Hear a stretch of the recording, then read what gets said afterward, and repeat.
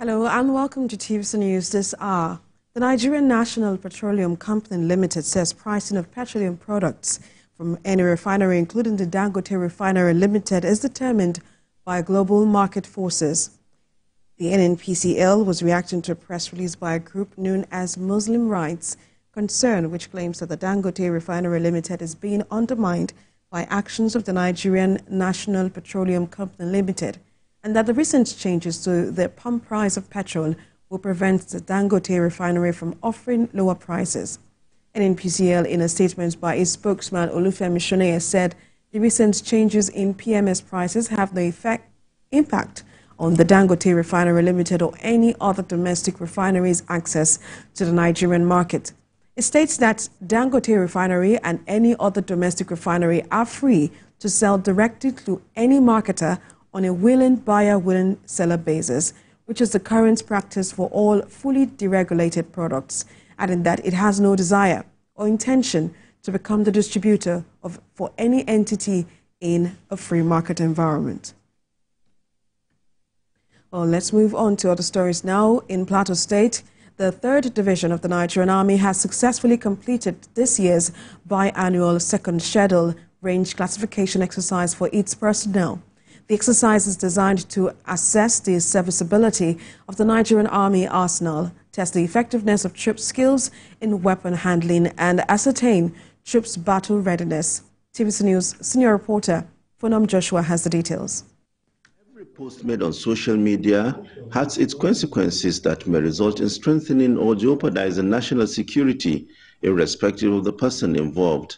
The advent of social media and its active use during the NSAS protest and the most recent protest held in August this year demonstrates the need to responsibly work towards harnessing new media for national security.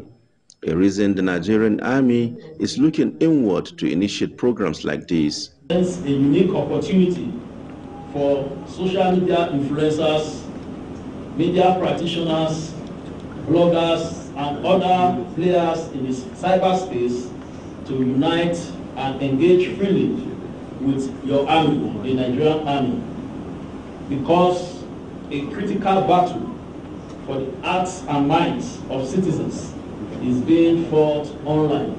It is on this premise that the Nigerian Army, in its commitment to safeguarding the nation, seeks to educate and guide social media users.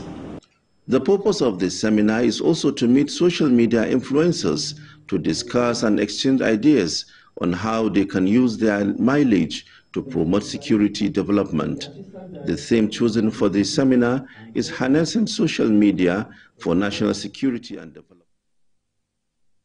We apologize for that mix-up in the visuals. Let's take you to Plateau State, where the 3rd Division of the Nigerian Army has successfully completed this year's biannual second schedule range classification exercise for its personnel. The exercise is designed to assess the serviceability of the Nigerian Army arsenal, test the effectiveness of troop skills in weapon handling, and ascertain troops' battle readiness. Our correspondent Funam Joshua reports.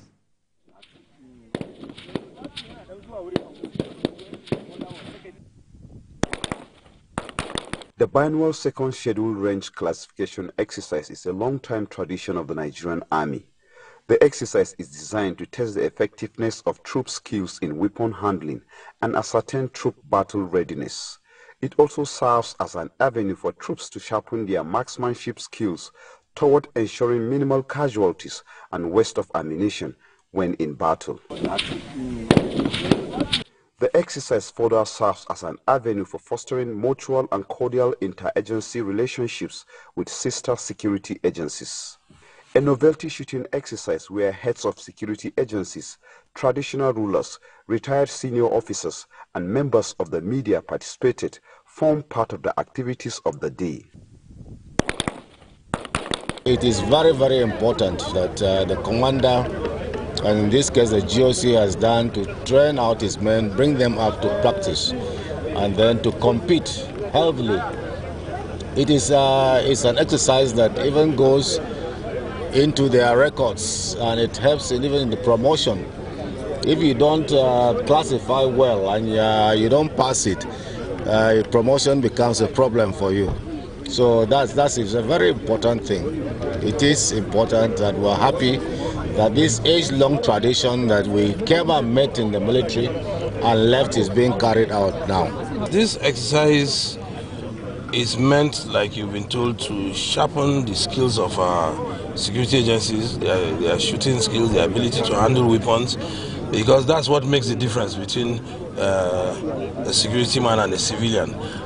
Today, most of the people that participated at the shooting range are more of the civilian populace to feel the way the lifestyle in the military is.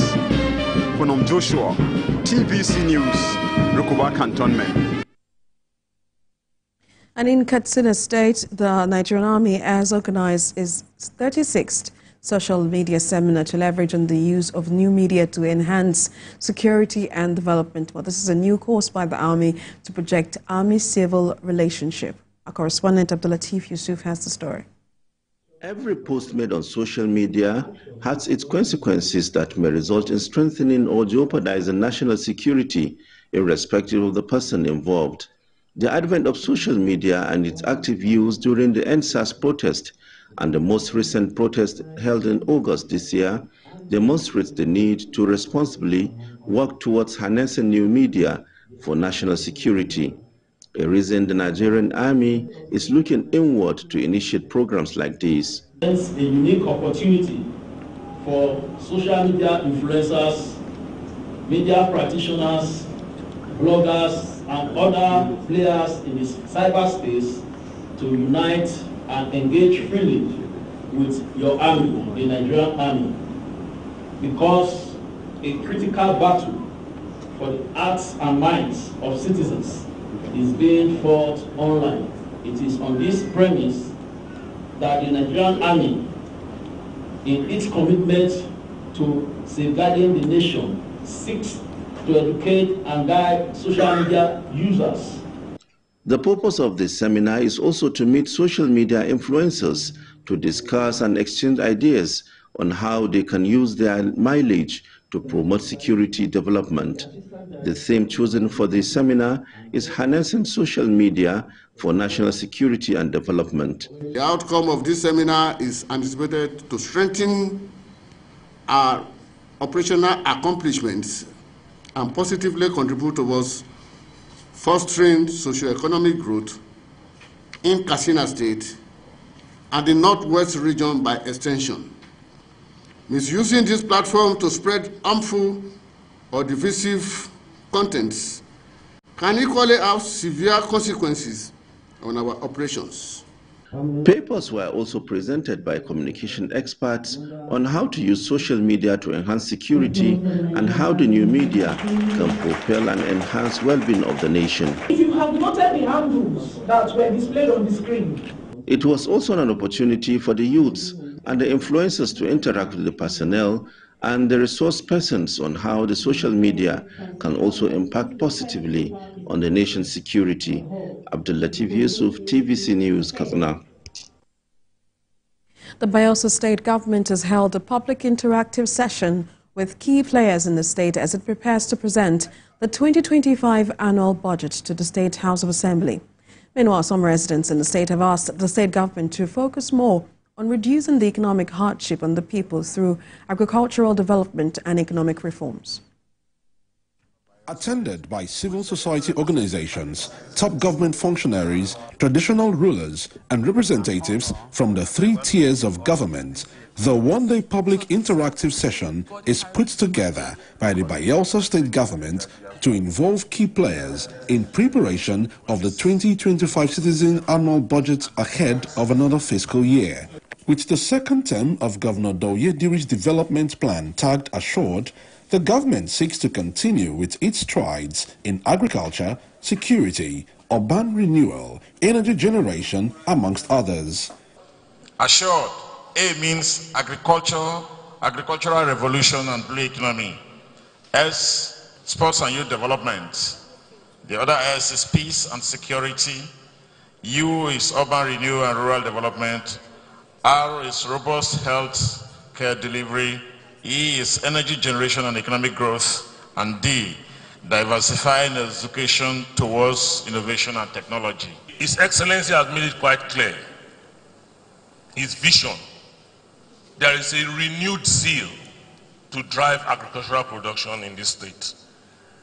And I want to assure you, we are already discussing with farmers, the private sector, because we intend to attract investors into the state in agriculture. But for these businessmen, Festus Abunukeke and other residents of Yenagoa, they want priority focus on agricultural development and strong economic regulation to reduce hardship in the states. Even with the 70,000 naira minimum wage, you cannot afford a bag of rice of 90,000 naira. So if you can invest on these two things, if you can regulate the price of the commodities, then also invest more in agriculture so that the common man can have more food. Because if we have more supply, we can also meet the high demand of price. That's what I just believe in. Government have tried so much on education.